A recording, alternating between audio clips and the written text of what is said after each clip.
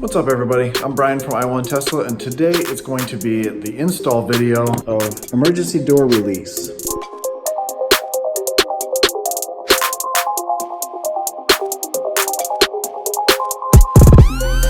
If you're not familiar, you can click the link up here and that'll take you to the original video, why I made this emergency door release. And what I did, I took this door panel off. If you're in an accident and you lose power, yes, I know Elon tweeted saying that there's redundant power and we disconnected the battery and found out there is, but what if you lose power to that battery or the other battery, the main battery is punctured?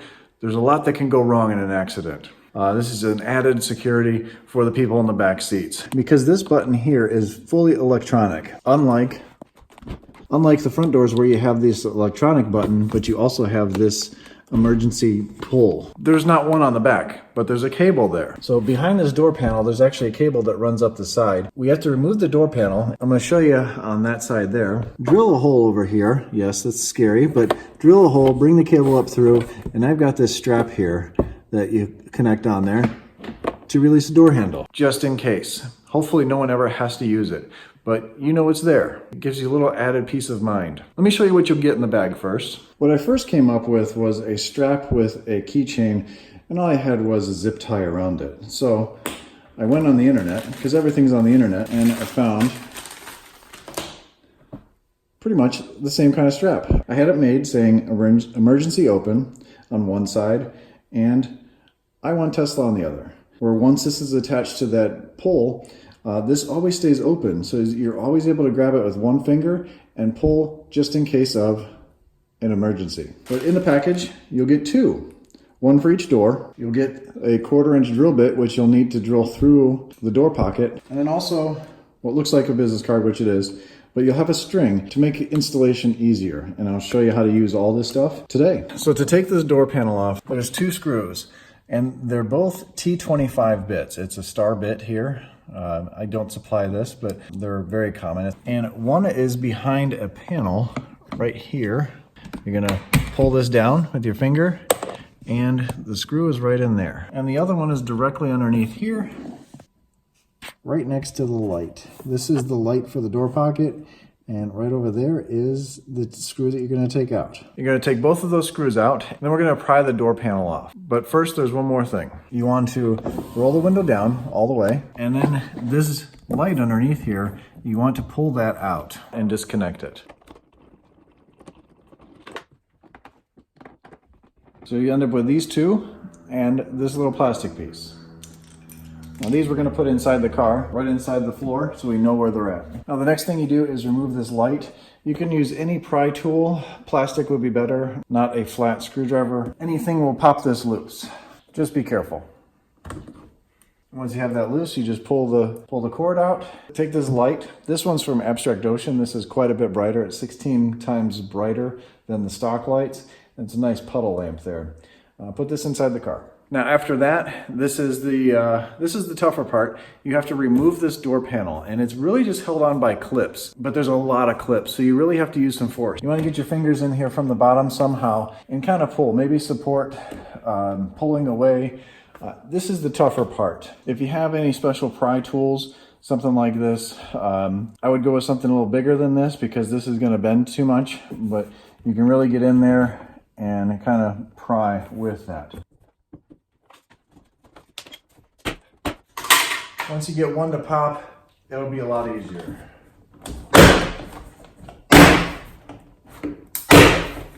These are the clips that are holding it together, holding it on there.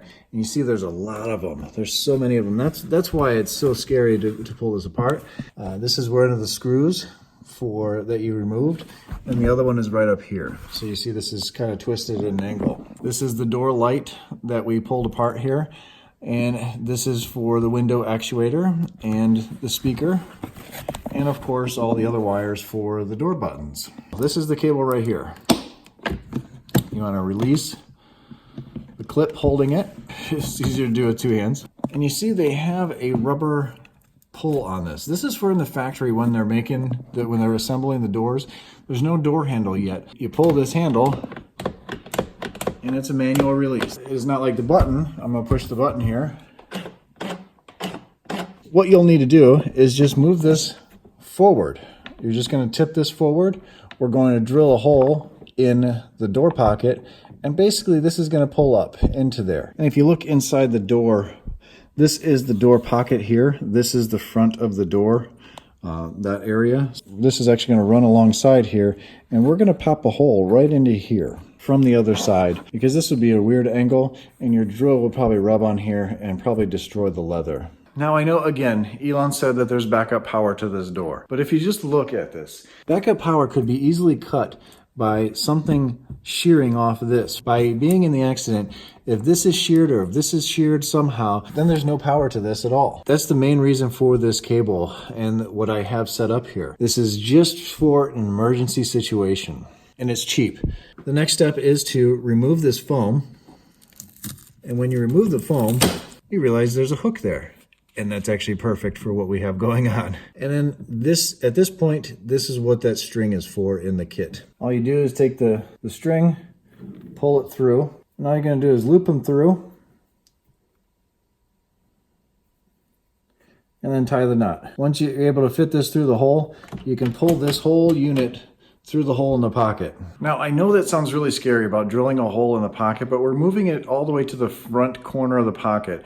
But in that pocket, there's actually a rubber base to the bottom of the pocket so things don't rattle and make noise. We're gonna put a little slice in that, and it's using that as a grommet. It's the easiest way to do that. You could, if you wanted to, get a small rubber grommet, fit in the hole. More difficult to run that cord through there. Or if a lot of people said they use a paper hole punch, a very small paper hole punch to put a hole there. I like the idea of just putting a slot in there because the cord's so thin, it's not gonna move around and make noise. It's not gonna rattle back and forth in the hole because you're drilling a 1/4 inch hole. I don't notice the other side making noise.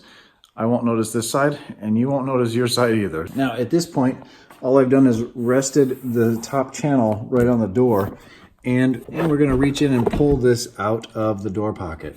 Now this is the rubber gasket I was talking about, or the rubber material. And all we're doing is putting a little slot up here. We're going to drill a hole right about there, about a 1/2 inch back and a 1/2 inch over in the corner, so we can feed that through. You can put it anywhere in here. I like to bring it over as far as possible. Really depends on the head of your drill and where you can actually reach that to without scuffing the side piece. Now you take the included 1/4 inch drill bit and we're gonna put the hole in there. I'm trying to get a good angle for you, and you don't have to push hard.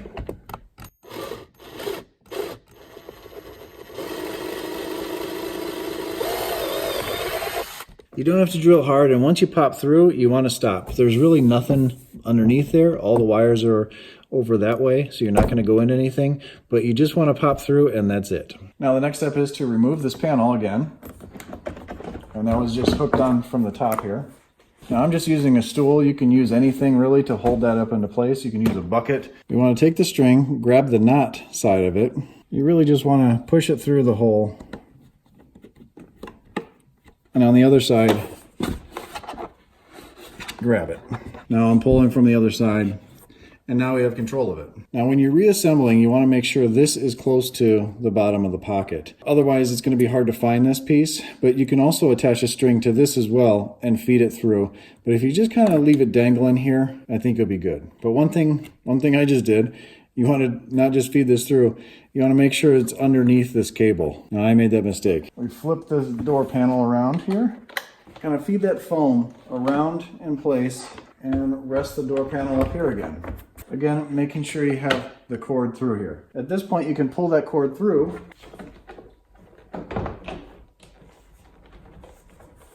Once this kind of just settles back in there, you know it's really in those holes, you can just start pushing it in place.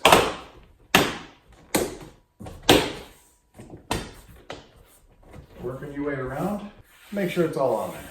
And then you can pull the string, make sure you can feel the cord release.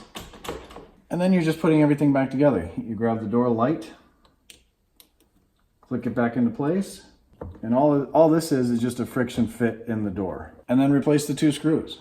Again, one's here and one's up here.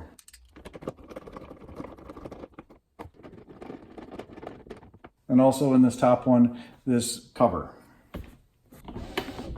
Make sure the window still works, the button still works.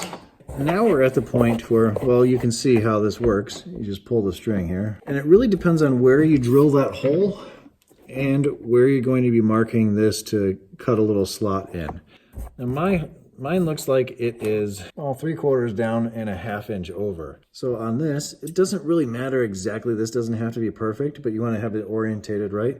I'm going to take my scissors and at about a 1/2 inch and 3/4 inch down, I'm just going to cut a little slot. Then you pull the cord,